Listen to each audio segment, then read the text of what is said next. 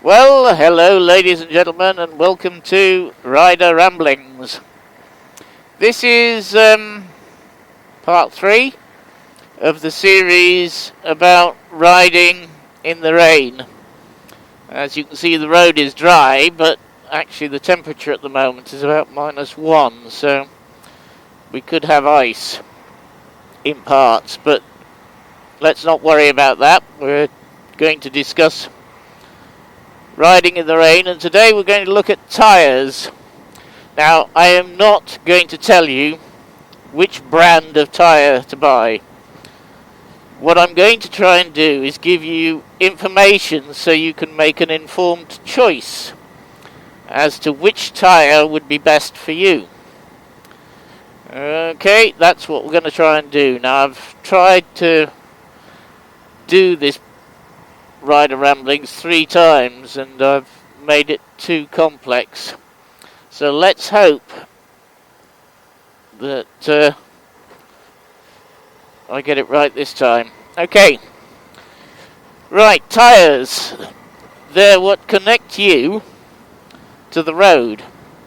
They are actually engineering marvels. You might totally ignore them, think of them as a waste of time and not pay any attention to the pressures and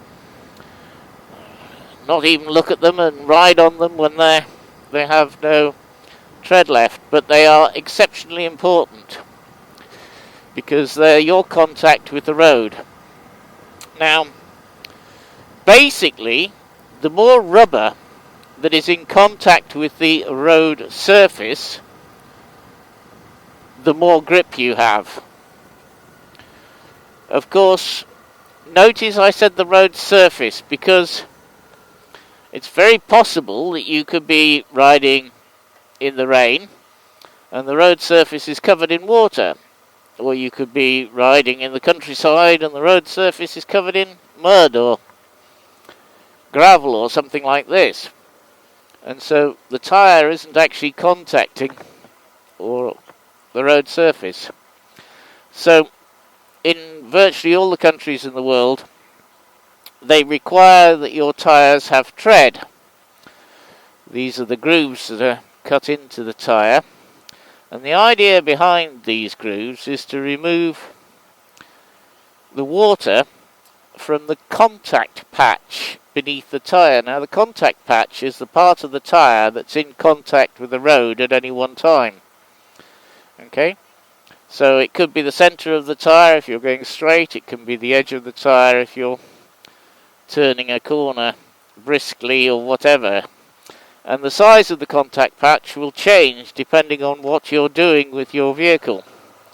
So, for example, if you're accelerating, the contact patch on the rear tyre will usually be slightly larger, and when you're braking, the contact patch on the rear tyre will be slightly smaller,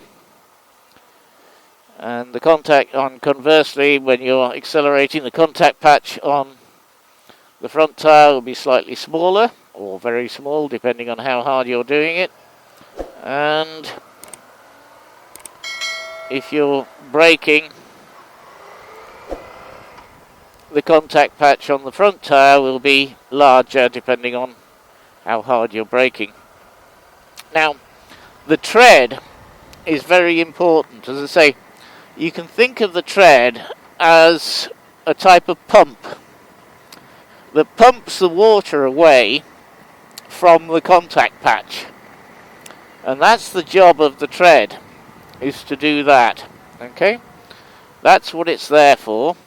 It also helps in other ways, but I'm not going to go into technical data because that's what messed up the last ones. But basically, that's what the tread is. Now, the tread is made up of what's called sipes, S-I-P-E-S, sipes. And these basically are the grooves, usually the small grooves, and their job, quite literally, is to pump away the water from the contact patch so that the tyre is actually in contact with the driest part of the road, which is why when you're following another vehicle in the rain, you'll find that if you are in their tyre tracks, the road there is drier, which is always a good place to be if you're on your motorcycle, because the drier the surface of the road, the more grip you will have in general. Notice these are all in general. I'm trying not to make it too technical. Okay, so it now depends on where you live. Now, if you live in an area where it doesn't rain, then like a desert, when it rains maybe once every 10 years or so, then you can buy a tyre which has very, very few sipes, grooves in it, because you only need the minimum number to comply with the law in that region, because basically the sipes are irrelevant and you want the maximum amount of rubber touching the... I say rubber, it's not rubber anymore. Well, it is, but it's mainly petrochemicals actually that the tyre is made out of. If you ride where I ride, which is more northern climes, and it rains 6 days out of 7, and you are an all-weather rider like me, then you need a tyre which is going to remove as much water from the contact patch as possible. So you have to decide how much riding you do in wet weather. Now you might say, oh, I never ride in the rain, ever. Well, the problem there is that at some point you will. You'll get caught in the rain and you will be riding in the rain. It will happen.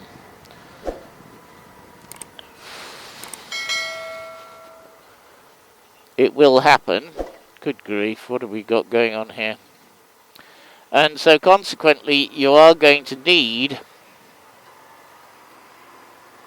the tread at some point.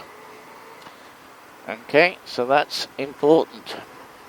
So I know some people who live in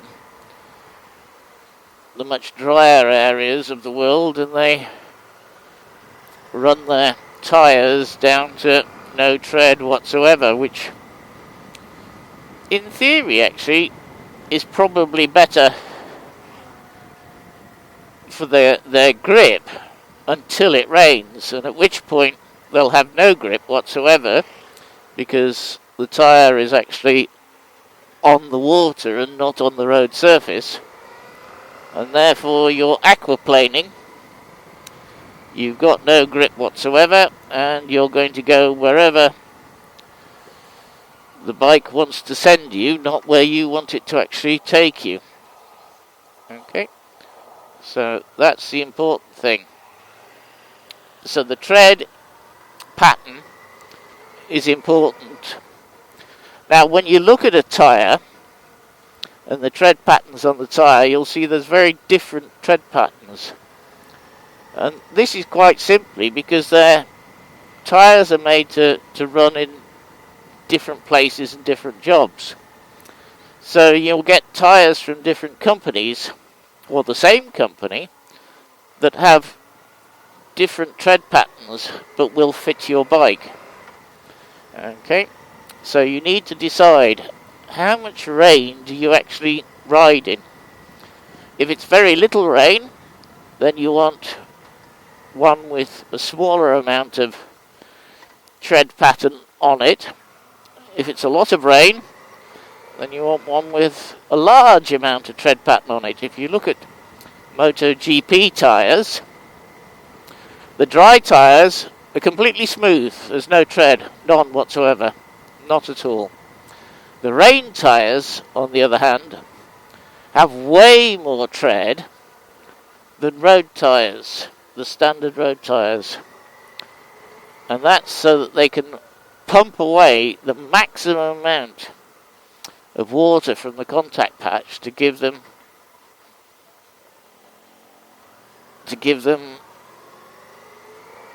the grip that they need. So that's tyres. The tread is very important, and the amount of tread and how much of it basically tells you how good that tyre should handle in the wet. Now that's a very general statement, it's a very broad statement, and some will handle well in the wet with lots of tread, and some will handle not so well in the wet with lots of tread. Okay, but that's the general rule. The tread is there to pump the water away from the road.